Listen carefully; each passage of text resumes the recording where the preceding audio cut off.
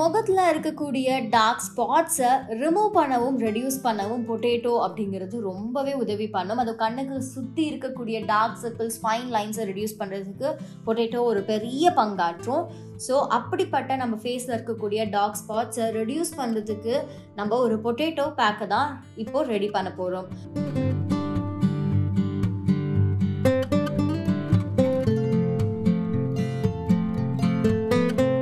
So இதுக்கு தேவையான ingredients அப்படின்னு பார்க்கும்போது நம்மளோட ஸ்பெஷல் இன்க்ரீடியன்ட் இன்னைக்கு வந்து பொட்டேட்டோ தான். பொட்டேட்டோவை ஜூஸாக பண்ணி கொஞ்சமாக எடுத்துக்கோங்க. அப்புறம் முல்தானி மிட்டி, ஃபைனலாக ரோஸ் வாட்டர், அப்படி இல்லைன்னா பால் கூட நீங்கள் சேர்த்துக்கலாம். ஸோ ஃபர்ஸ்ட் ஒரு பவுல் எடுத்து அதில் வந்து பொட்டேட்டோ ஜூஸை வந்து நீங்கள் சேர்த்துக்கோங்க. உங்களுக்கு தேவையான அளவு சேர்த்துக்கோங்க. நான் ஒரு ஸ்பூன் சேர்த்துக்கிறேன். ஸோ பொட்டேட்டோ ஜூஸ் உங்களோட ஆக்னி, பிம்பிள்ஸ் பிரச்சனையை கூட கம்மி பண்ணும். உங்களோட ஸ்கின்னை வந்து பிரைட்டன் ஆக்கும். நேச்சுரலாகவே ஒரு மாய்ஸ்சரைசராக ரியாக்ட் பண்ணக்கூடியது தான் இந்த potato juice. Anti ageing properties இருக்கக்கூடியதுனால இது உங்களோட ஸ்கின்னை வந்து சீக்கிரமே ஏஜ் ஆகாமல் பார்த்துக்கும். டார்க் சர்க்கிள்ஸ் நான் சொன்ன மாதிரி ரெடியூஸ் பண்ணும். ஆக்னி, பிம்பிள்னால வந்த டார்க் ஸ்பாட்ஸையும் ரெடியூஸ் பண்ணும்.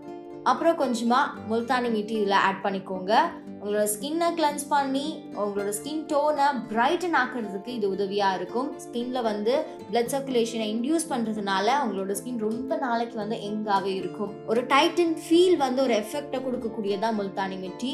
பல வருஷங்களாகவே நம்ம பாட்டி, அவங்க பாட்டி காலத்துலேருந்தே முல்தானி மிட்டியை இன்ஃப்ளமேஷன்ஸ் ஏதாவது இருக்குது, காயங்கள் ஏதாவது இருக்குன்னா அதுக்கு மருந்தாக யூஸ் பண்ணுறாங்க. ஸோ ஆக்னி, பிம்பிள்ஸ் உங்களுக்கு இருக்குது, அதனால ஏற்படக்கூடிய இன்ஃப்ளமேஷன்ஸ் சரி பண்ண க்ரீம்ஸ் எல்லாம் யூஸ் பண்ணுறீங்க அப்படின்னா அதுக்கு பதிலாக முல்தானி மிட்டியை தண்ணியில் கரைச்சோ பாலில் கரைச்சோ கூட நீங்கள் அப்ளை பண்ணிட்டு வாங்க.